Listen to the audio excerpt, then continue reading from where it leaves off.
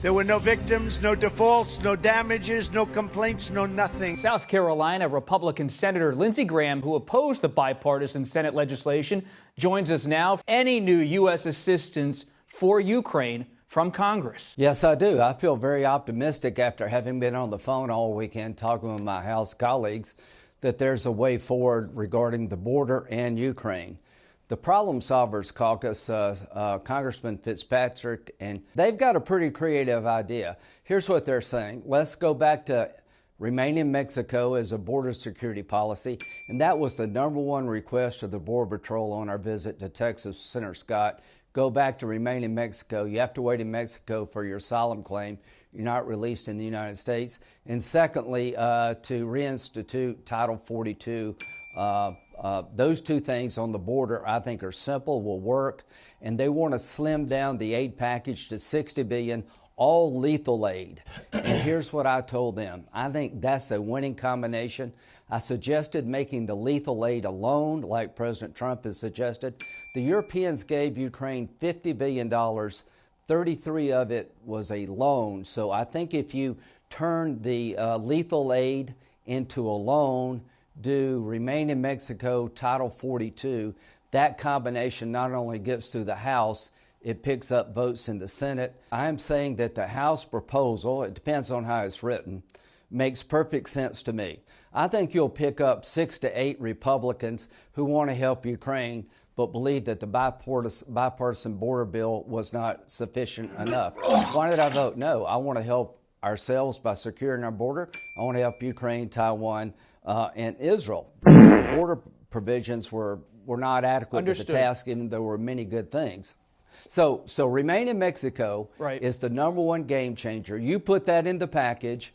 You slim down the package to lethal aid. But I would support humanitarian aid, smaller in number, if it was a loan. Again, the Europeans have made 33 of their $50 billion transfer to Ukraine a loan.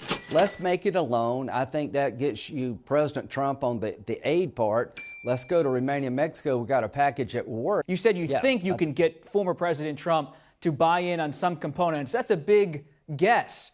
Have you spoken to former President Trump about your new support for this House bill? And are you confident you can convince him to not try to kill what Brian Fitzpatrick, the House member from Pennsylvania, is putting forward? Good question. I have not spoken to President Trump about this package.